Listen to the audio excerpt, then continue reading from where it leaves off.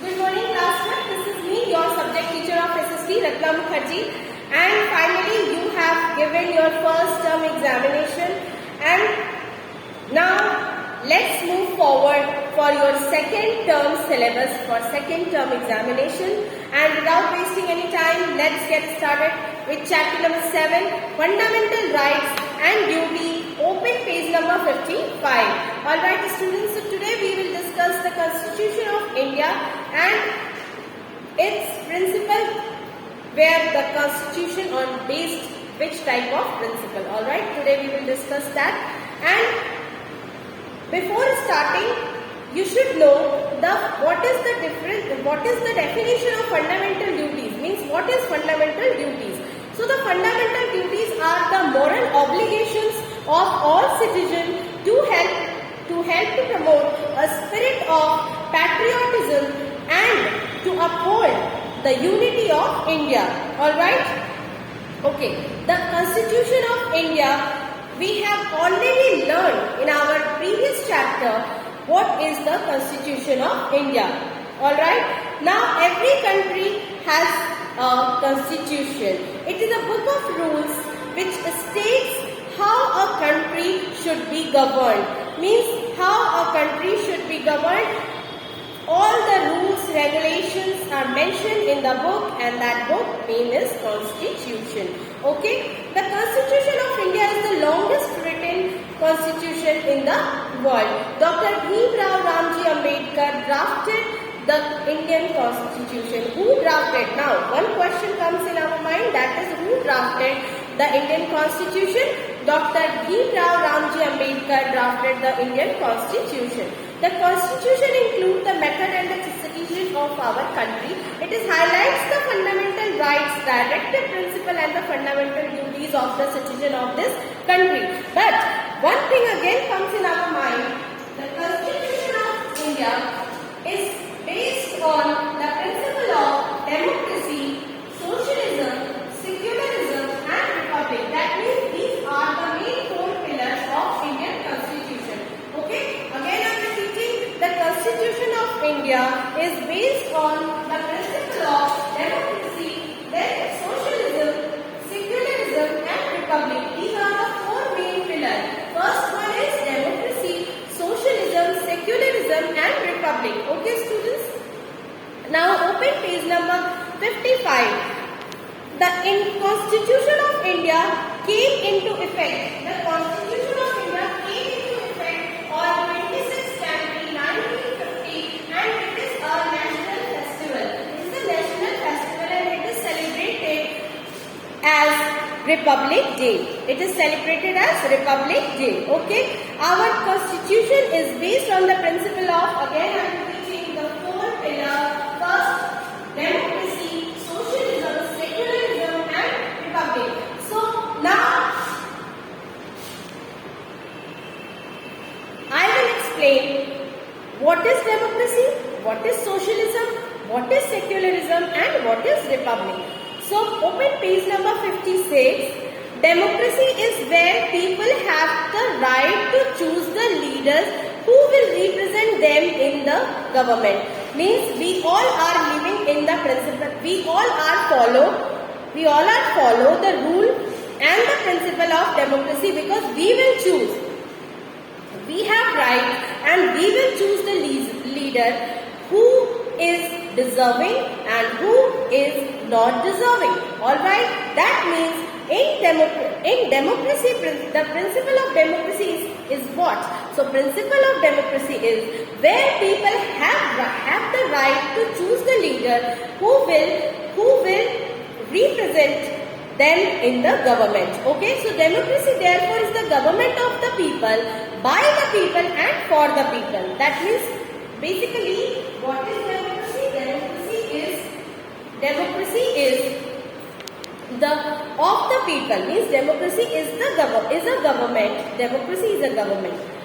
Democracy principle is the government is of the people, for the people and by the people. Alright? And it gives us the rights and duties, and where we will choose the leader for our country, and we have the right to choose them. Alright, so what is the first pillar?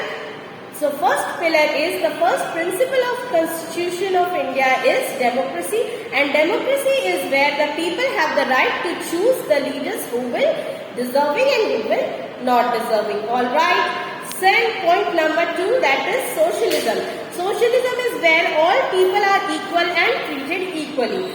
Means socialism means all in India all the peoples are equal and they are treated equally. They have to treated equally actually. They have to treated equally because all peoples are equal in India.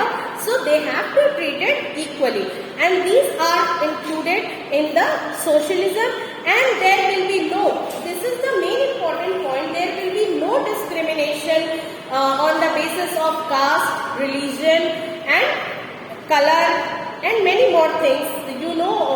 Just see on the newspaper each and every day there are so many discrimination news printed on newspaper. So you can check. There will be no discrimination on the basis of religion, caste, color and all. Okay. So these two important parts, the two important pillars, first democracy and second one is socialism. Socialism is means what? Socialism is where all the people are equal and they have to treated equally. Okay. Point number 3, the third one is secularism. Now what is secularism? So secularism states that peoples are free to practice any religion. Means you are free to accept any religion of India. Any religion means if you are born and brought up in Hindu religion, but you want to choose Muslim religion, Christianity and any other things, so you are free to practice any religions, and these type of rights and duties are included in the principle of secularism. Alright students, so first one is democracy. So what is democracy? Here you have to right to choose that people who is deserving.